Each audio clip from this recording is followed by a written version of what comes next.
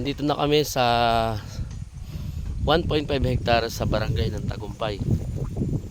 Ito po yung isang na-vlog natin sa YouTube, vlog 215 na ngayon ay available pa rin at nag-tripping po tayo ngayon dito sa lugar na to. Ang maganda, dito po ilalagay yung mga windmill project. At dati nung unang nag-vlog tayo dito, mga naka-layout pa lang yan.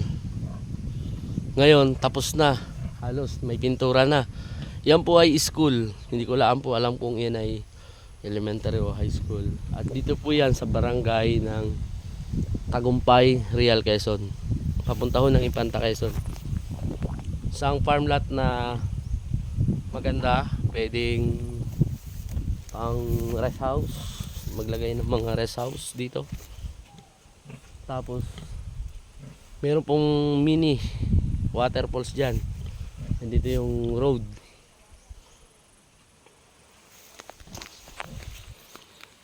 Marami pa po tayong pwedeng i-vlog dito sa lugar na maganda, malamig ang lugar.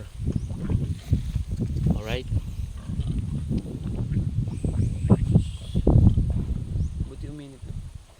oo, kanina bagsak ang ulan. Pagdating mo namin dito, bumuhos yung ulan. Buti na lang ngayon kumalma na uli. Kalma lang ba? Kalma lang. Let's go.